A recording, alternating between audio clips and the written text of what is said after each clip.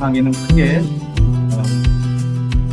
크게는 세 가지 파트로 우리가 좀 정리를 해볼 수 있겠어요. 1강부터 7강까지는 성경의 복음이 뭐냐라고 하는 거죠.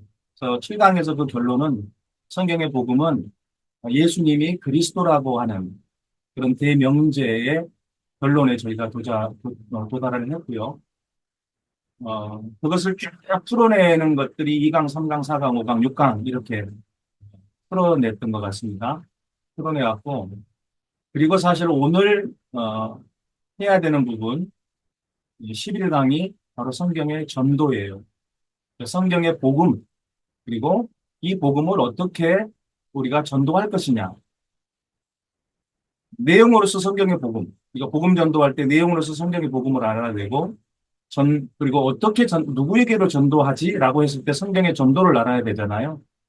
그리고 12강에서 우리는 주님의 재림에 대한 마지막 남은 언약, 주님의 재림, 이 마라나타 신앙에 대해서, 그리고 우리가 정말 그 마라나타 신앙을 가지고 어떻게 세계 복음화를 향해 달려갈 것인지, 그것을 우리가 오늘 나누게 될 겁니다. 사실 그 중간에 저희가 성경의 복음이 예수님이 그리스도라고 하는 것을 1강부터 7강까지 배우게 됐고, 그럼 8강에서 9강, 10강은 뭐였냐면 예수님을 그리스도로 믿는 사람들이 어떤 믿음을 가지고 살아야 되느냐 하는 거죠. 성도들의, 크리스찬들의 삶에 대한 부분이었어요. 그래서 삼위일체, 9강에서는 우리가 예수 그리스도에 대한 이야기를 중심으로 해서 삼위일체 신앙을 우리가 좀 정확하게 삼위일체 신앙이 어떤 신앙인지, 왜 삼위일체 신앙이 중요한지 예수 그리스도를 중심으로 해서 우리가 그것을 살펴봤고요. 그 삼위일체 신앙과 더불어서 우리 성도들의 삶, 언약과 순종에 대해서 우리가 포커스를 맞춰서 언약에 순종하는 삶, 예수님처럼 언약에 순종하는, 절대 순종하는 삶을 살아야 된다. 근데 언약에 순종하는 삶이 도대체 뭐냐라고 하는 결론을 내렸을 때 예수님께서 우리에게 주셨던 마지막 지상 위임 명령 있죠. 예루살렘과 온 유대와 어, 예루살렘과 사마리아 온 유대 땅끝까지 이르러 내 복음의 증인이 되라고 하는. 그래서 복음 전도자로서의 세계 복음화를 위한 우리의 삶이 우리 크리스천들의 삶이 되어야 된다. 그 언약에 우리가 남은 인생을 순종해야 된다라고 하는 것으로 우리 성도의 삶, 신앙생활에 대해서 여러분과 이야기를 나눴습니다. 오늘은 성경의 전도입니다. 전 세계적으로 여러분 성경의 전도의 방법은 다양해요. 교회의 부흥을 이루는 효과는 분명히 있는 것 같습니다. 다양한 전도의 방법들이 효과는 분명히 있어요. 그런데 우리가 전도할 때 중요한 것은 이 나라에서 통하는 것이 저 나라에서 통하지 않거나, 저 나라에서 통하는 것이 이 나라에서 통하지 않거나, 이곳에서 통하는 것이 저곳에서 통하지 않으면 그것은 뭔가 문제가 있다는 거죠. 그래서 정말 성경의 전도가 뭔지 우리가 좀 정확하게 알 필요가 있다. 다양한 전도 방법들이 있었어요. 전도 폭발, 이슬비 전도, 고구마 전도, 진돗개 전도, 여러 가지 이 전도법들이 있었어요. 다 유용해요. 그런데 그 전도법이 지금 계속 대로 유지되고 사용되고 있는 것은 얼마나 될까? 별로 찾아보기 어려울 것 같습니다. 또 전 세계적으로 그 전도법이 과연 통할 것이냐라고 하는 부분에서도 의문점이 좀 남습니다. 그래서 우리의 포커스는 어디로 가야 되냐면 주님의 마음을 가져야 돼요. 세계 복음화죠. 내가 살고 있는 지역부터 교회에서부터 시작하지만 결국은 우리의 눈은 신앙의 초점은 어디로 확장돼야 되냐면 세계 복음화예요. 그래서 세계 복음화는 성경에서 말하는 전도로만 가능하다. 그런 결론이에요. 성경에서 말하는 전도. 이 말은 무슨 말이냐? 예수님께서 행하셨던 전도라는 거예요. 또 예수님께서 제자들에게 사도들에게 가르치셨던 그 전도. 그리고 사도들과 초대교회가 행했던 바로 그 전도로만 세계 복음화는 가능하다는 결론입니다. 그래서 이 시간에 먼저 예수님이 행하신 전도는 뭘까 한번 살펴볼 거예요. 아, 띄워주시죠. 예수님의 전도. 예수님은요, 공생애를 시작하시면서 먼저 천국 복음을 전파하셨어요. 예, 마태복음 4장, 우리 17절을 큰 소리로 같이 읽습니다. 시작. 마태복음 4장 17절. 이때부터 예수께서 비로소 전파하여 이르시되 회개하라 천국이 가까이 왔느니라 하시더라. 4장 23절. 예수께서 온 갈릴리에 두루 다니사 그들의 회당에서 가르치시며 천국 복음을 전파하시며 백성 중에 모든 병과 모든 약한 것을 고치시니 아멘. 온 갈릴리에 두루 다니시면서 천국 복음을 전파하셨습니다. 천국 복음을 전파하실 때에 이 슬로건처럼 외치신 것이 뭐냐? 회개하라. 그리고 천국이 가까이 왔느니라 했습니다. 그런데 여러분, 세례 요한도 똑같이 외쳤죠. 세례 요한조차도 회개하라, 천국이 가까웠다고 말합니다. 자, 예수님께서는 이렇게 천국 복음을 전파하셨어요. 두 번째로, 한편으로는 예수님께서 이 천국 복음을 전파하시는 과정 속에서 제자들을 찾고 부르셨습니다. 자, 마태복음 4장 18절 22절 시작. 갈릴리 해변에 다니시다가 두 형제 곧 베드로라 하는 시몬과 그의 형제 안드레가 바다에 금을 던지는 것을 보시니 그들은 어부라. 말씀하시되 나를 따라오라. 내가 너희를 사람을 낚는 어부가 되게 하리라 하시니 그들이 곧 그물을 버려두고 예수를 따르니라. 거기서 더 가시다가 다른 두 형제 곧 세베대의 아들 야고보와 그의 형제 요한이 그의 아버지 세베대와 함께 배에서 그물 깁는 것을 보시고 부르시니 그들이 곧 배와 아버지를 버려두고 예수를 따르니라. 자, 베드로, 안드레, 야고보, 요한을 주님께서 찾으셨고 그들을 부르셨습니다.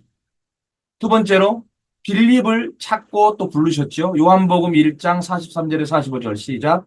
이튿날 예수께서 갈릴리로 나가려 하시다가 빌립을 만나 이르시되 나를 따르라 하시니 빌립은 안드레와 베드로와 한 동네 벳세다 사람이라. 빌립이 나다나엘을 찾아 이르되 모세가 율법이 기록하였고 여러 선지자가 기록한 그 일을 우리가 만났으니 요셉의 아들 나사렛 예수니라. 이렇게 예수님께서요. 천국 복음을 전파하시면서 가는 곳곳에서 제자들을 찾아요. 그리고 부르셔요.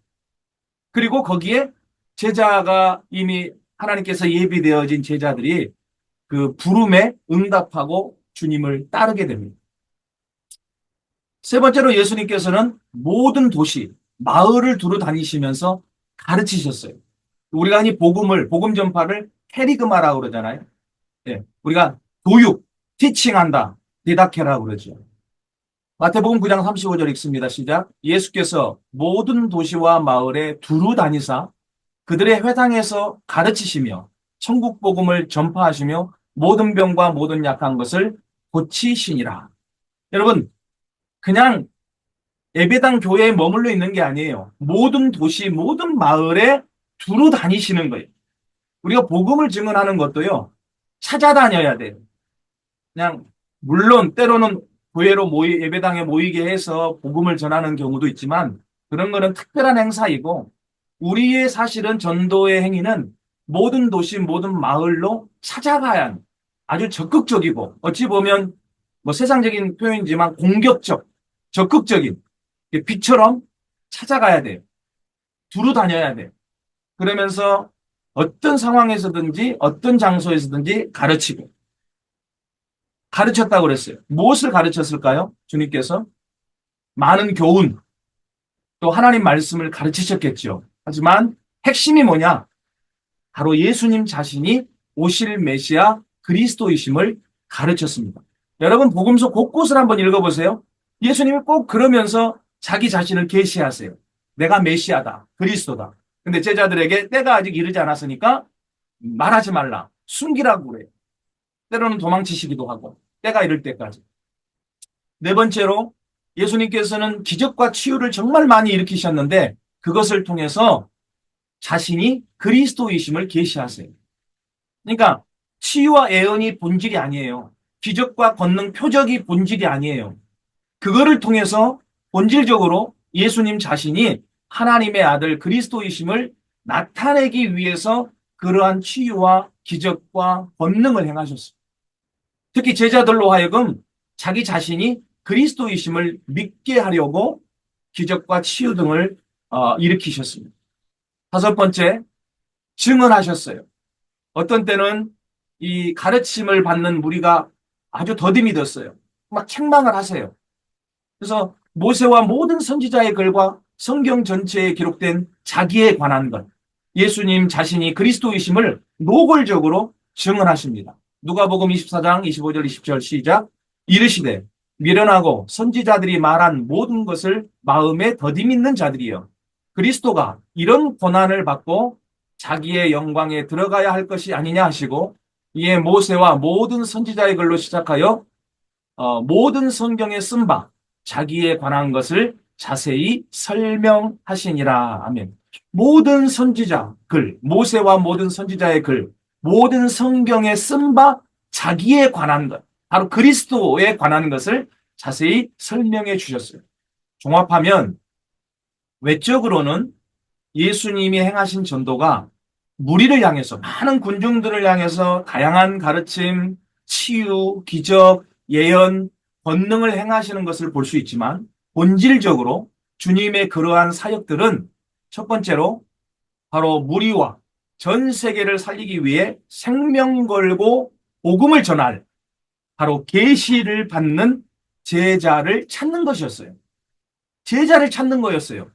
그 천국 복음을 통해서, 가르침을 통해서, 또 질병의 치유와 기적을 통해서 계시받는 제자를 찾는 거였어요. 이게 목적이었어요. 두 번째로 바로 그 복음에 반응하는 제자를 찾기 위해서 예수님은 복음을 증언하셨어요.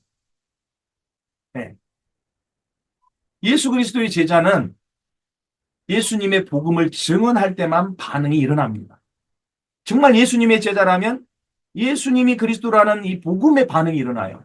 복음을 증언할 때 제자는 반응하고, 또 계속해서 그 제자에게 복음을 증언할 때 참된 성장이 있게 되는 거예요. 그래서 양육의 목적이, 여러분, 우리가 신앙의 성장이잖아요. 신앙을 성장시키기 위해서 양육하잖아요. 양육은 스스로 전도를 행하고 복음을 증언하고 가르치는 가운데 자연스럽게 양육이 되어지는 거예요. 현장에서 양육이 되어집니다. 자, 그렇다면 이번에 예수님이 제자들에게 가르치신 전도에 대해서 한번 살펴보죠. 자, 예수님이 행하신 전도와 예수님이 제자들에게 가르치신 전도는 어떤 차이가 있나? 아니면 같은가? 자, 예수님이 제자들에게 가르치신 전도의 내용이요, 주님이 직접 행하신 전도와 정확하게 일치합니다. 그래서 마태복음 10장하고 우리가 누가복음 10장을 통해서 예수님의 이 가르치신, 제자들에게 가르치신 그 전도를 한번 볼 겁니다. 먼저 마태복음 10장을 보지요. 이 마태복음 10장은 12제자를 먼저 부르세요. 그리고 그들에게 성령의 권능을 주십니다. 마태복음 10장 1절 시작. 예수께서 그의 12제자를 부르사 더러운 귀신을 쫓아내며 모든 병과 모든 약한 것을 고치는 권능을 주시니라. 그러니까 제자를 불러요. 12제자를 불러요. 그리고 그들에게 성령의 권능을 주세요. 두 번째로 제자를 부르고 그 다음에 뭘 하시느냐? 제자를 두 번째로 파송하세요. 제자를 먼저 콜링 하셨어요. 제자를 서칭, 찾았고, 그리고 콜링, 그들을 불렀고, 그리고 이 제자들을 디스패칭, 파송하세요. 그러면서 그들에게 회개하라고 백성들에게, 그리고 임박한 이 천국이 가까이 왔다. 이 임박한 천국의 도래를 선포하도록 하셨습니다. 예수님도 똑같이 회개하라, 천국이 가까웠다고 선포했잖아요. 제자들에게도 똑같이 회개와 임박한 천국의 도래를 선포하도록 했습니다. 마태복음 10장 6절 7절 시작. 오히려 이스라엘 집에 잃어버린 양에게로 가라. 가면서 전파하여 말하되 천국이 가까이 왔다 하고. 예수님이 하신 거랑 똑같지요. 천국 복음을 전파하면서 천국이 가까이 왔다. 다른 데는 또 회개하라 이렇게 되어 있잖아요.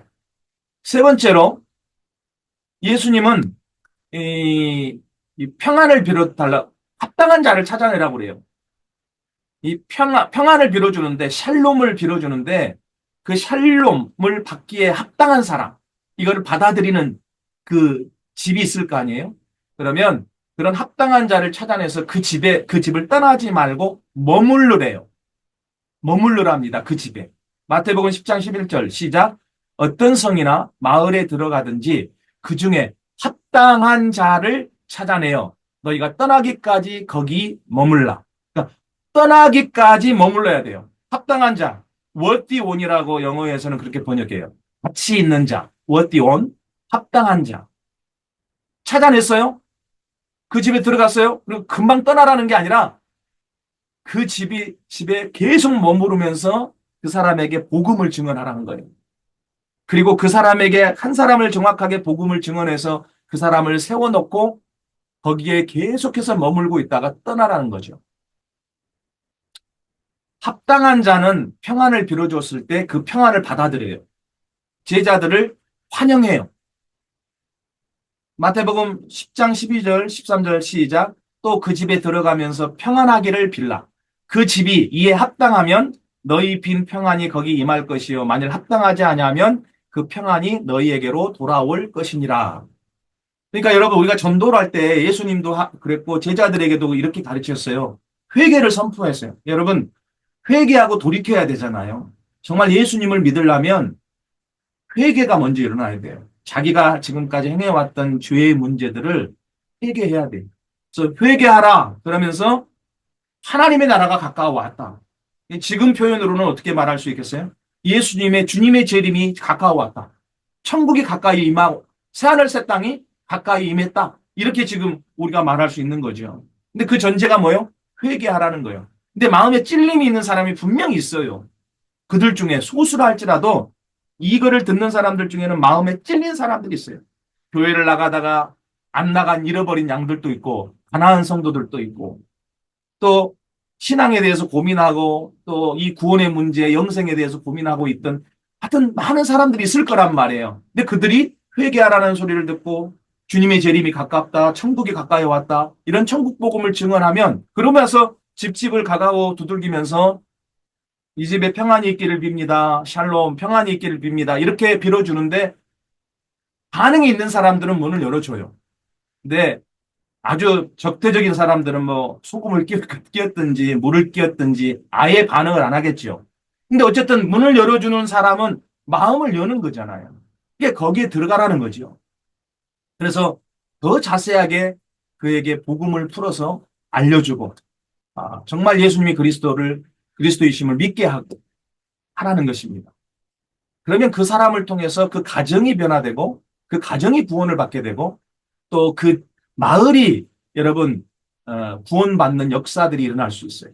자, 누가복음 10장을 한번 또 살펴보죠. 누가복음 10장은 12제자가 아니라 70인 제자입니다. 누가복음 10장 1절 시작.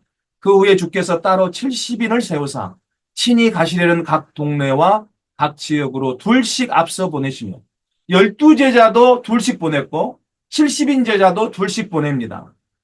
여러분 둘씩 가요. 그 다음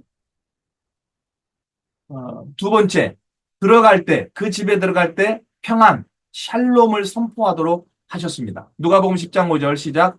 어느 집에 들어가든지 먼저 말하되 이 집이 평안할지어다 하라.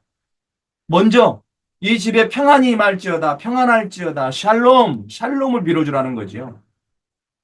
그래서 세 번째로 이 평안을 받을 사람, 합당한 사람을 찾도록 하셨어요. 6절을 보겠습니다. 시작.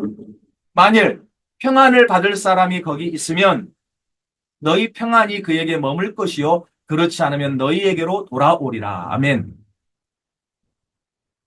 그러니까 여러분 평안을 받을 사람이 있어서 그곳에서 평안을 빌었는데 받아들이면 그 사람이 억셉하면 오케이. 안 받아도 여러분의 할 의무는 다 한 거잖아요. 안 받으면 그 평안이 빌어준 평안이 여러분에게 돌아가요. 그러니까 여러분에게 더 복이 되는 거지요. 복된 일은 해야 되잖아요. 응? 평안을 빌었는데 안 받아들여? 그럼 내가 오케이 하면 되죠. 나에게 그 평안이 오는 거죠. 우리가 마태복음 10장과 누가복음 10장 이 두 장을 통해서 알 수 있는 것은 분명히 예수님께서 제자들에게 가르치신 성경의 전도는 오늘날 행해지는 교회들에게서 행해지는 전도와는 좀 많이 차이가 있는 것 같아요. 그죠? 예수님이 행하시고 가르치신 전도는 단순히 예배당으로 불러서 퍼포먼스하고 메시지 좀 전하고 그리고 영접 기도를 시키는 정도, 교회로 데리고 오는 정도, 집회에 참석시키는 그런 정도를 훨씬 더 초월하고 있어요. 그걸 넘어서고 있다는 거죠. 예수님의 관심은요, 처음부터 전 세계를 살리는 데 관심이 있습니다. 그 작은 곳에서 하고 있지만 예수님의 관심은 그 작은 곳에서 시작해서 예루살렘, 온 유대, 사마리아 땅끝까지 동시다발적으로 그 관심이 그리고 복음의 전도가 동시다발적이에요. 그래서 예수님이 찾는 제자는 누구냐면 이 전체를 살릴 제자를 필요로 하고 계시는 거예요. 여러분 예루살렘, 온 유대, 사마리아 땅끝 성경 정확하게 보세요. 예루살렘 또는 온 유대 또는 사마리아 또는 오로 연결되어 있지 않아요. 예루살렘과 온 유대와 사마리아와 땅끝까지 엔드로 연결되어 있어요. 오는 둘 중, 셋 중, 넷 중 하나를 선택하는 선택형이에요. 엔드는 그 네 가지 모두를 다 포괄하고 있고 포함하고 있는 그런 의미로서 접속사로서 엔드를 써요. 그래서 예수님이 바라시는 복음화는 내 지역만이 아니에요. 동시다발적 세계 복음화예요. 어떤 목사님이나 어떤 성도님들은 우리 농촌 교회도 어려운데 농촌 교회부터 복음화 시키고 농촌 지역부터 복음화 시키고 선교해야 되는 거 아닙니까? 반은 맞고 반은 틀려요. 그건 주님의 명령과 전혀 다른 거예요.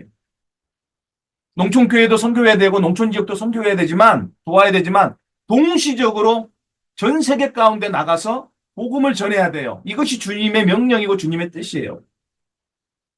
그럼 오순절 성령의 역사가 일어났잖아요. 마가의 다락방에 120명의 제자들이 성령을 받았잖아요. 방언이 터졌습니다. 각 나라의 언어로 문을 열고 나가서 복음을 증언했어요. 그때 15개 나라에서 이 오순절 절기를 지키기 위해서 디아스포라 유대인들이 15개 나라에서 와 있었어요. 그러니까 하나님께서는 성령의 은사를 통해서 15개의 나라로 제자들이 방언으로 그들이 알아들을 수 있는 그 나라 말로 복음을 증언하게 하셨어요. 자, 보세요. 성령이 임했을 때 복음 전파가 이루어지죠. 예수님이 그리스도 하나님의 아들이라는 복음 전파가 이루어져요. 그런데 예루살렘에서 이루어지고 있지만 예루살렘에서만이 복음 전파가 아니라 이미 15개국에서 참여한 여러분 이 디아스포라 유대인들에게 복음이 선포되고 있어요. 전파되고 있어요. 그러니까 이미 예루살렘을 포함한 전 세계로 이 복음 전파가 향하고 있다는 거죠. 그런데 나중에 어떤 일이 벌어집니까? 예루살렘 교회 3,000명이 회개하고 5,000명이 회개하고 막 부흥하는 정말 예루살렘 교회가 부흥하는 역사가 일어났지요. 그런데 제자들의 관심이 밖으로 없어요. 이방인에게 없어요. 관심이.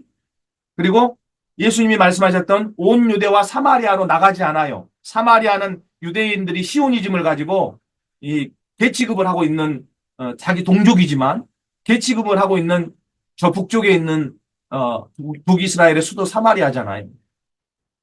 그러니까 예루살렘 교회 부흥에 제자들이 만족하고 있어요. 더 이상 이방인에게로 전 세계로 나가려고 하지 않아요.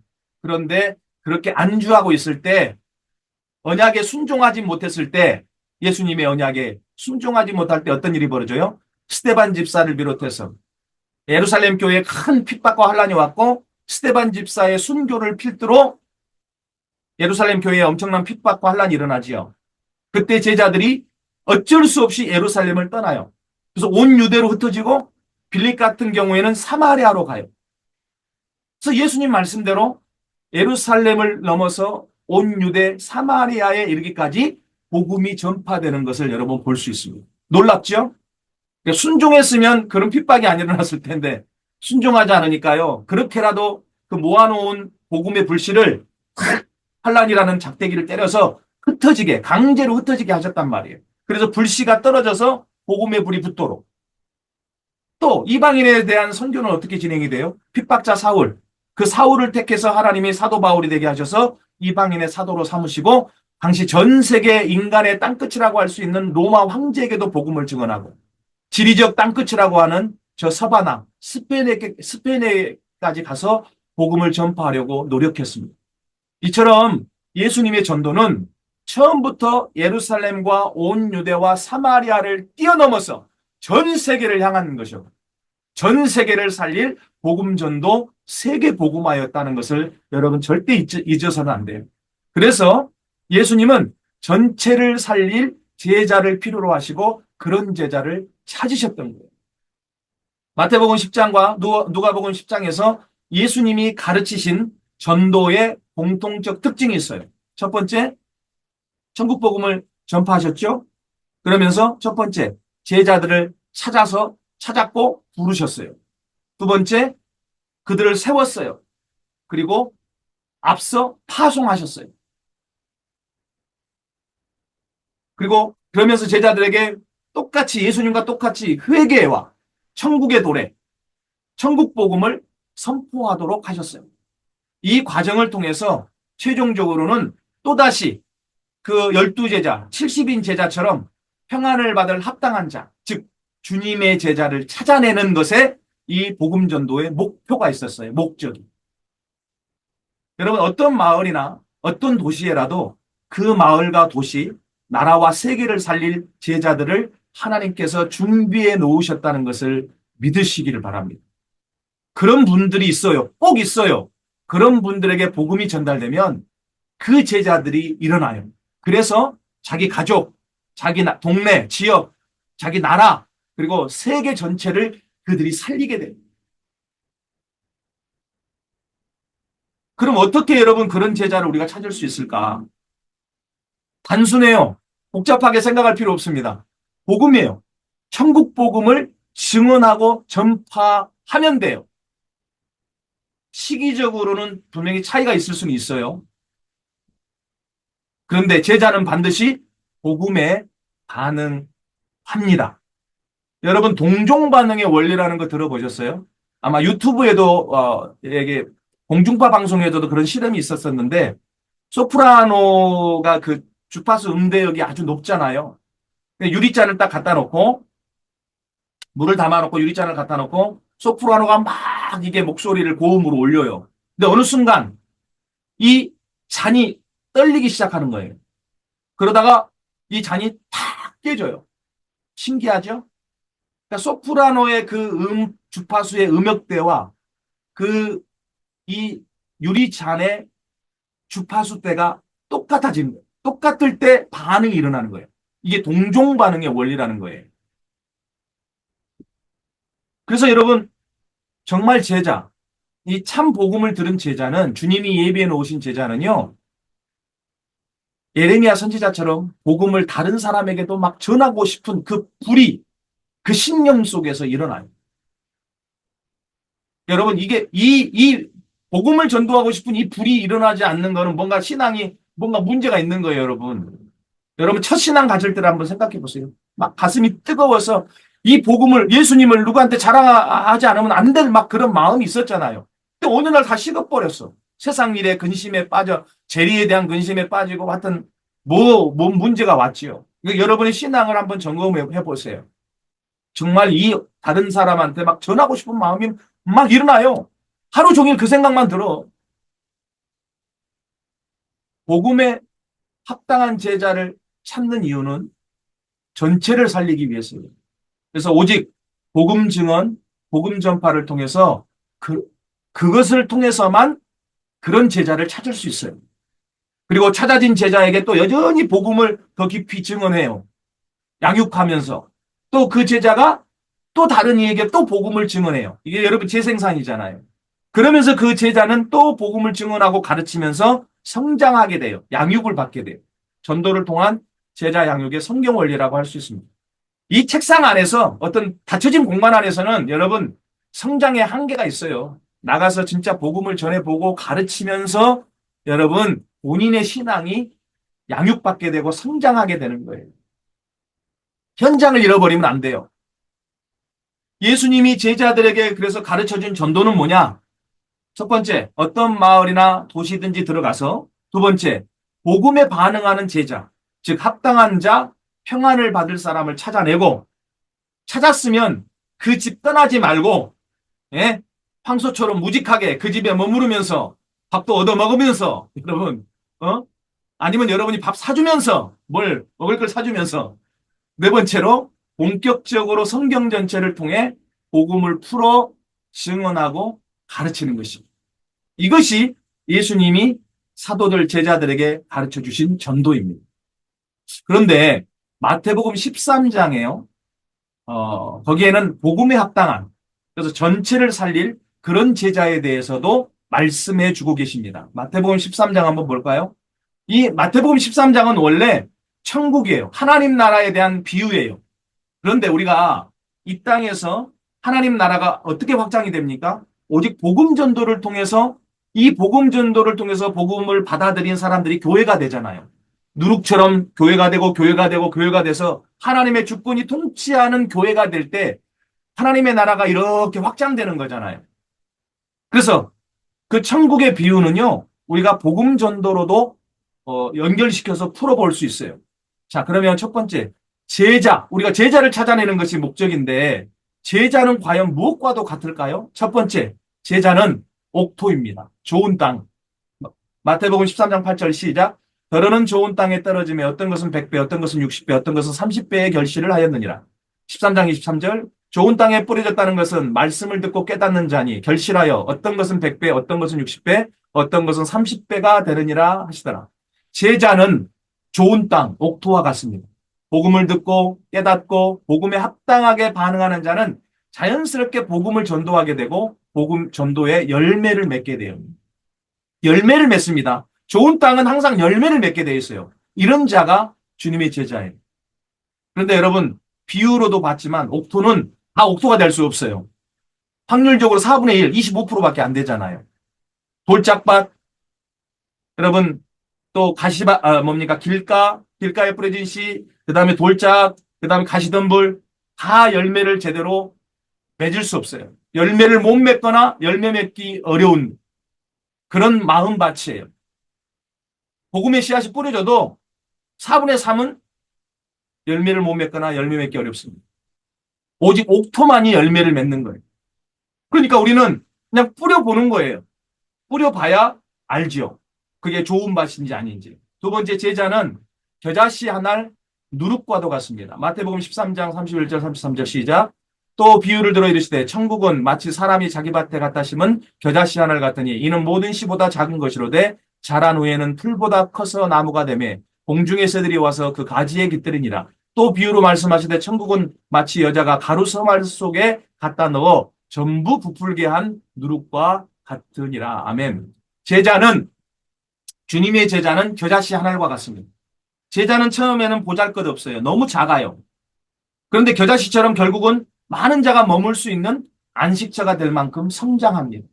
또 제자는 전부를 변화시키는 누룩과 같아요. 보이지 않아요, 누룩은. 근데 밀가루 이곳저곳에 숨어 있어요. 그러다가 밀가루 전체를 부풀어 오르도록 변화를 일으켜주는 존재예요. 이곳저곳 세상 곳곳에 제자들은 티가 안 나게 숨어 있지만 그 숨어 있는 제자들은 세상 전체를 복음으로 변화시키는 누룩과 같은 존재라고 할 수 있습니다. 세 번째로 제자는 밭의 감주인 보화이고 보화입니다. 마태복음 13장 44절. 천국은 마치 밭의 감주인 보화와 같으니 사람이 이를 발견한 후 숨겨두고 기뻐하며 돌아가서 자기의 소유를 다 팔아 그 밭을 사느니라. 46절. 극히 값진 진주 하나와 같아요. 시작. 극히 값진 진주 하나를 발견하며 가서 자기의 소유를 다 팔아 그 진주를 사느니라. 아멘. 제자는 밭에 감추인 보화 또는 극히 값진 진주 하나와 같은 존재입니다. 이런 제자 하나를 발견하면 기쁨이 충만해서, 이런 제자 하나가 너무나 소중해서 자신의 소유를 다 팔아 이런 제자에게 모든 것을 걸고 투자합니다. 이런 제자가 세상을 복음으로 변화시키고 살릴 수 있는 귀한 자이기 때문입니다. 또한 제자는 복음이라는 밭에 감추인 보화, 복음이라는 극히 값진 진주 하나를 발견한 자입니다. 오하나 진주 같은 가장 소중한 복음을 발견한 제자는 이 복음을 발견한 것이 너무나 기쁘고 너무나 소중해서 이 복음을 위해 자신의 모든 것을 팔아 이 복음을 위해 헌신할 수 있습니다. 왜냐하면 이 복음이 그 어떤 것보다 소중하고 자기 생명과도 같다는 것을 알기 때문입니다. 복음을 위해 모든 것을 팔고 모든 것을 버릴 수 있는 자가 제자인 거죠. 예수님은 이런 소중한 제자 한 사람, 그 12제자를 위해서 어찌 보면 그 죽음의 길로 가셨다고 해도 과언이 아닐 수 있습니다. 물론 모든 사람을 위해서였지만 그 12제자를 3년 반 동안 데리고 다니면서 먹고 마시고 자면서 했던 이유는 바로 이런 이유였다는 거죠. 자, 정리하면 제자는요, 열매 맺는 옥토, 좋은 땅입니다. 옥토는 제자의 마음밭이에요. 그래서 말씀의 씨앗, 다시 말하면 복음을 뿌려보면, 말씀을 뿌려보면 옥토인지 아닌지 알아요. 뿌려봐야 알아요. 뿌려보기 전까진 몰라. 그래서 올바른 복음을 전할 때 거기에 반응을 보이는 자, 그리고 열매를 맺는 자가 제자입니다. 두 번째로 제자는 처음에 보잘것없지만 겨자씨처럼 결국은 많은 자가 머물 수 있는 안식처가 될 만큼 성장합니다. 세 번째로 제자는 결국에 전부를 변화시키는 누룩입니다. 세상 전체를 복음으로 변화시키는 자입니다. 네 번째로 제자는 밭의 감추인 보화입니다. 모든 것을 팔아 투자할 만한 가치가 있어요. 마찬가지로 제자는 극히 값진 진주 하나와 같습니다. 또한 제자는 복음이라는 극히 값진 보화와 진주를 발견하고 이 복음을 취하기 위해 자신의 모든 것을 팔아 버릴 수 있는 자, 팔고 복음을 살 수 있는 자, 복음을 자신의 생명처럼 여기고 복음을 위해 모든 것을 버리고 자신의 심지어 자신의 생명까지도 버릴 수 있는 자. 이것이 주님의 제자이죠. 자, 그러면 마지막으로 예수님이 기뻐하는 그러면 성경의 전도, 지금 성경에 기록된 성경의 전도가 뭐냐? 이거를 좀 보겠습니다. 성경의 전도는 한마디로 한 지역이 아닌 전체를 동시적으로 살리기 위해 세계 방방곳곳에 있는 제자를 찾는 것입니다. 그래서 우리가 세계 곳곳에 나가봐야 되는 거예요. 복음을 전하는 거예요. 거기서 복음을 받아들이는 자를 찾는 거예요. 또 복음의 반응을 보이는 자를 찾는 겁니다. 천국 복음에 합당한 자를 찾는 것입니다. 천국 평안을 받을 사람을 찾는 것입니다. 예비된 자 찾는 것입니다. 밭에 감추인 보화, 여러분 진주를 찾는 것입니다. 옥토를 찾는 것입니다. 그리고 그 나라, 그 지역의 전도를 열 전도의 문을 찾는 것입니다. 그런데 성경은 이런 제자를 뭐라고 말하고 있냐 하면 계시를 받는 자라고 표현하고 있어요. 성경의 전도는요, 계시 받는 자를, 계시를 받는 제자를 찾아내는 것입니다. 첫 번째, 그러면 계시를 받는 자를 찾아내는 것이 우리 전도의 이 성경의 전도의 방향이에요. 자, 마태복음 11장 27절 시작. 내 아버지께서 모든 것을 내게 주셨으니 아버지 외에는 아들을 아는 자가 없고 아들과 또 아들의 소원대로 계시를 받는 자 외에는 아버지를 아는 자가 없느니라. 자, 누가복음 10장 22절. 내 아버지께서 모든 것을 내게 주셨으니 아버지 외에는 아들이 누구인지 아는 자가 없고 아들과 또 아들의 소원대로 계시를 받는 자 외에는 아버지가 누구인지 아는 자가 없나이다 하시고. 원래 계시란 단어는요, 성경의 언어예요. 좋은 뜻이에요. 그런데 이단들이 이 단어를 너무 많이 취해가지고 사용하면서 오용을 했어요. 그래서 정통교단 우리 크리스찬들이 사용하는 것을 꺼려해요. 계시라는 말을 쓰면 이상하게 생각하니까. 그러나 우리가 찾아와야 됩니다. 자, 계시라는 것은 뭐냐? 첫 번째, 하나님 자신을 스스로 우리에게 나타내 보이는 것을 의미해요. 두 번째, 계시란 가려지고 덮여져 있는 덮여져서 알 수 없도록 감추인 것을 드러내어 보여주는 것을 의미합니다. 세 번째로 계시란 하나님께서 자신의 영원하신 영광과 능력은 물론 그분의 본질, 속성 등을 여러 가지 형태로 나타내시는 사역을 총괄해서 표현하는 말이에요. 네 번째로 계시는 계시의 방법에 따라서 자연 계시, 초자연 계시가 있죠. 또 계시의 성격 대상에 따라서 일반 계시, 특별 계시가 있어요. 그럼 여러분 일반 계시는 뭐예요? 창조의 기초에서 모든 인류를 대상으로 주시는 계시잖아요. 자연 법칙, 인간의 역사, 또 인간의 양심 이런 걸 통해서 하나님을 나타내세요. 특별 계시는 성령의 감동으로 기록된 이 하나님의 말씀과 또 그분의 이적, 초자연적인 방법으로 계시하시는 예언 이런 거를 통해서 나타내는 것을 말씀합니다. 하나님이 기적적인 방법을 통해서 자신을 계시하시기로 택하신 방법, 이게 특별 계시예요. 성경 또 메시아의 그리스도의 언약, 예수님의 치유와 귀신 축사, 기적과 권능 이런 것들이 여기에 해당되는 거예요. 예수님은 오직 계시를 받는 자 외에는 아버지 하나님을 아는 자가 없다고 하셨습니다. 즉 계시를 받는 자 외에는 예수님을 그리스도로 믿는 자도 없다는 뜻이에요. 즉 다시 말하면 믿음은 계시적 차원이에요. 깨닫게 해주셔야 하나님이 성령을 통해서 깨닫게 해주셔야 깨달아지고 믿게 해주셔야 믿어지는 거예요. 여러분 그러니까 우리가 이게 믿어지는 것 자체가 은혜예요. 예수님을 그리스도로 믿어진다고 하는 것 자체, 하나님의 아들로 믿어진다는 것 자체가 여러분 하나님의 은혜예요. 그래서 우리가 그걸 통해서 구원받는 것 자체가 하나님의 놀라운 은혜라고요. 모든 사람이, 세상의 모든 사람이 다 구원받기를 하나님 원하시지만 다 모두가 구원받는 사람은 아니잖아요. 다 믿는 사람이 아니잖아요. 예수님의 12제자가 다 구원받지 못했잖아요. 가룟 유다 같은 사람도 있잖아요. 예수님도 탄식하셨어요. 인자는 팔려서 십자가에 예언된 대로, 약속된 대로 십자가에 못 박혀 죽으러 가야 되지만 누군가에 의해 팔려야 되지만 왜 하필 너냐? 가룟 유다에게 그렇게 말씀해요. 왜 하필 너냐? 차라리 세상에 네가 태어나지 않았으면 좋았을 뻔했다. 나를 파는 자에게는 화가 있으리라. 저주가 있어요. 여러분 안타까운 일이지요. 갈라디아서 1장 11절 12절 읽습니다. 시작. 형제들아 내가 너희에게 알게 하노니 내가 전한 복음은 사람의 뜻을 따라 된 것이 아니니라.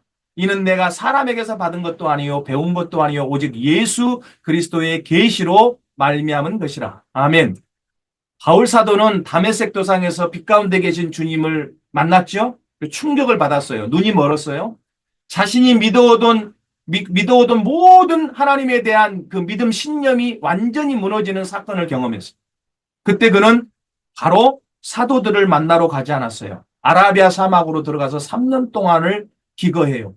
구체적인 그의 행적은 성경에 나오지 않지만 갈라디아서 1장 12절에서 그의 고백을 근거로 생각해 볼 때 그는 자신이 알고 있었던 모든 잘못된 믿음의 편견, 잘못된 그 믿음의 눈에 이 비늘을, 안개를 걷어내고 새로운 진리의 복음의 눈을 뜨고 깨닫는 시간을 3년 동안 가진 것으로 봅니다.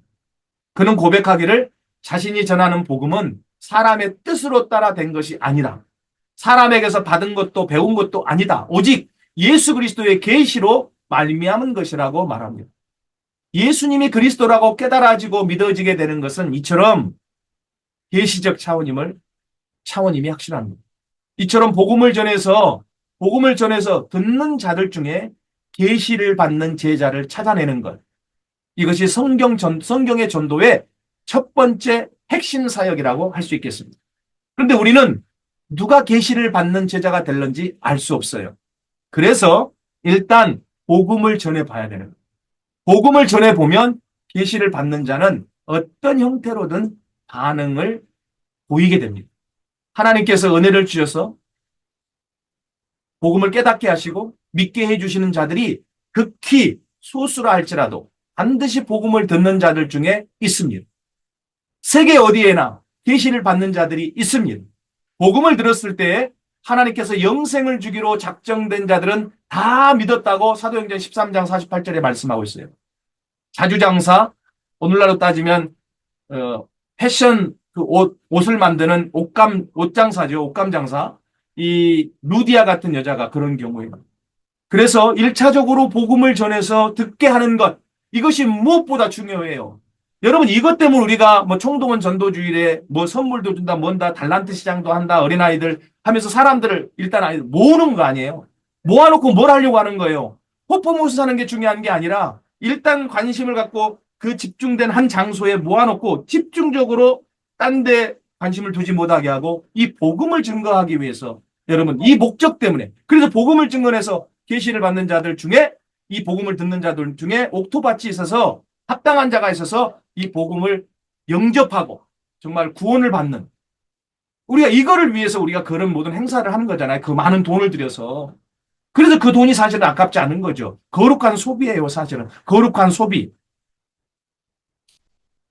이 계시를 받는 제자를 찾는 유일한 방법이 뭐냐? 사람들에게 성경의 복음을 전파하는 것입니다. 즉 예수가 그리스도라는 복음을 증언하는 것입니다. 두 번째로 여러분, 전도의 내용과 방법으로서 예수가 그리스도라는 복음을 증언해서 제자를 찾아냅니다.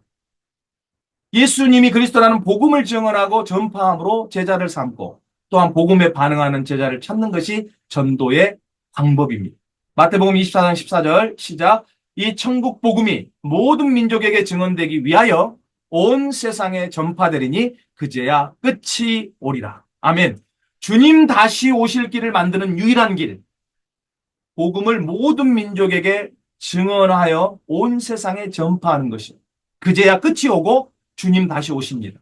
복음을 세계 곳곳에서 증언하다 보면 계시를 받는 제자들이 찾아지고 그 제자들을 통해서 복음은 또다시 가족과 지역과 나라를 넘어 온 세계로 증언되고 전파될 것입니다. 그렇게 해서 믿기로 작정된 자들은 다 구원을 받게 될 것입니다. 그렇게 세계 복음화가 완성될 때 주님 다시 오시는 거예요. 세계 복음화의 완성을 위해 중요한 것은 첫 번째, 찾아진 제자들에게 지속적으로 성경 전체를 통해 복음을 계속 증언하고 가르쳐야 됩니다. 두 번째, 단순히 예수라는 단어, 예수라는 이름만 전파되는 것이 세계 복음화의 기준이 아닙니다. 축구 선수 중에도 헤수스, 예수라는 이름이 얼마나 많은지 몰라요. 예수님 당시에도 예수라는 이름이 여럿 있었어요. 많았어요. 그렇게 또 아마존에 가면 비행기로 예수님이 그리스도라고 하는 거를 막 스피커, 학생 스피커로 막 전파한대요. 예수님이 그리스도라고 막 전파한대요. 물론 의미 없는 선교가 아니죠. 그러나 정말로 예수님께서 어떤 분인지, 왜 메시아 그리스도이신지, 왜 메시아 그리스도가 필요한지 정확하게 모든 민족, 모든 사람에게 증언이 되어야 돼요. 이 복음의 내용으로서 정확하게 증언되어져야 돼요. 그리고 전파되어져야 돼요. 이것이 세계 복음화의 기준이 되어야 됩니다.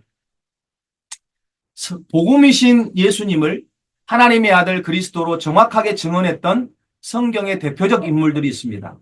세례 요한이 있었어요. 세례 요한이 바로 복음이 누구신지를 정확하게 증언했습니다. 예수님이 하나님의 아들 그리스도이심을 증언했어요. 그리고 사람들로 하여금 그 복음을 믿게 하려고 노력했습니다. 말씀을 쭉 읽어갑니다. 시작. 요한복음 1장 78절. 그가 증언하러 왔으니 곧 빛에 대하여 증언하고 모든 사람이 자기로 말미암아 믿게 하려 함이라. 그는 이 빛이 아니요 그 빛에 대하여 증언하러 온 자라. 1장 15절. 요한이 그에 대하여 증언하여 외쳐 이르되 내가 전에 말하기를 내 뒤에 오시는 이가 나보다 앞선 것은 나보다 먼저 계심이라 한 것이 이 사람을 가리킴이라 하니라. 1장 32절. 요한이 또 증언하여 이르되 내가 보매 성령이 비둘기같이 하늘로부터 내려와서 그의 위에 머물렀더라. 요한복음 1장 34절. 내가 보고 그가 하나님의 아들이심을 증언하였노라 하니라. 아멘. 두 번째로 사마리아 여인이 예수님을 그리스도로 증언했습니다. 요한복음 4장 39절 시작. 여자의 말이 내가 행한 모든 것을 그가 내게 말하였다 증언하므로 그 동네 중에 많은 사마리아인이 예수를 믿은지라. 아멘. 세 번째로 사도 요한이 예수님을 그리스도로 증언합니다. 요한복음 21장 24절 시작. 이 일들을 증언하고 이 일들을 기록한 제자가 이 사람이라. 우리는 그의 증언이 참된 줄 아노라. 1장 2절.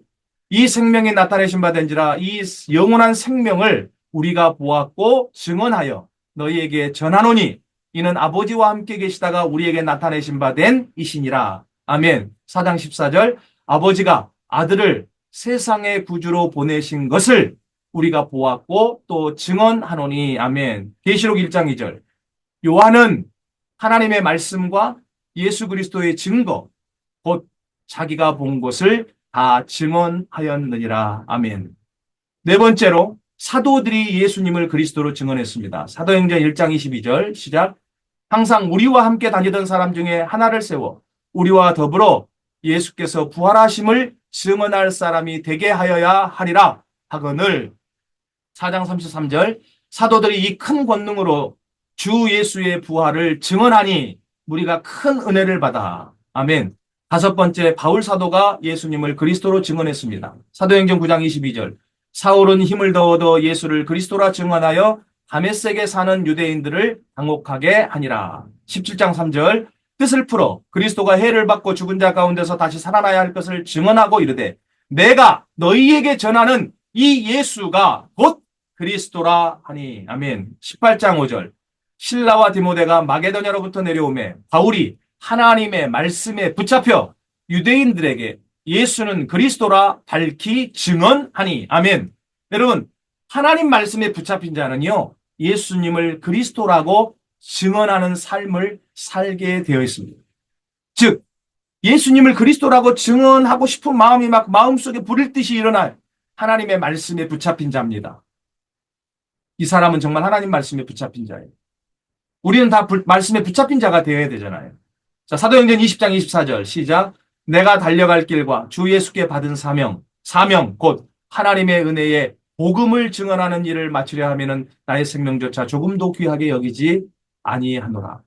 23장 11절 그날 밤에 주께서 바울 곁에 서서 이르시되 담대하라. 네가 예루살렘에서 나의 일을 증언한 것 같이 로마에서도 증언하여야 하리라 하시니라. 디모데에서 1장 8절 그러므로 너는 내가 우리 주를 증언함과 또는 주를 위하여 갇힌 자 된 나를 부끄러워하지 말고 오직 하나님의 능력을 따라 복음과 함께 고난을 받으라. 아멘. 여섯 번째로 제자 아볼로도 예수님이 그리스도이심을 증언했습니다. 사도행전 18장 28절 이는 성경으로서 예수는 그리스도라고 증언하여 공중 앞에서 힘있게 유대인의 말을 이김이러라. 아멘. 일곱 번째, 성경 자체가 증언하고 있습니다. 성경 자체. 요한복음 5장 39절 너희가 성경에서 영생을 얻는 줄 생각하고 성경을 연구하거니와 이 성경이 곧 내게 대하여 증언하는 것이니라. 아멘. 마지막으로 예수님 자신이 하나님의 아들 그리스도이심을 증언하고 계십니다. 마태복음 14장 61절 62절 시작. 침묵하고 아무 대답도 아니하시거늘 대제사장이 다시므로 이르되 네가 찬송받을 이 하나님의 아들 그리스도냐? 예수께서 이르시되 내가 그니라. 인자가 권능자의 우편에 앉은 것과 하늘구름을 타고 오는 것을 너희가 보리라 하시니. 아멘. 마태복음 26장 63, 64절 예수께서 침묵하시거늘 대제사장이 이르되 내가 너로 살아계신 하나님께 맹세하게 하노니 네가 하나님의 아들 그리스도인지 우리에게 말하라. 예수께서 이르시되 네가 말하였느니라. 그러나 내가 너희에게 이르노니 이후에 인자가 권능의 우편에 앉아있는 것과 하늘구름을 타고 오는 것을 너희가 보리라 하시니. 아멘. 대제사장이 예수님을 죽이려고 신문하면서 질문했습니다. 네가 찬송받을 이의 아들 그리스도냐? 찬송받을 이는 하나님이에요. 네가 하나님의 아들 그리스도인지 우리에게 말하라. 그때 침묵하시던 예수님이 이렇게 말씀합니다. 내가 그니라. 네가 말하였느니라.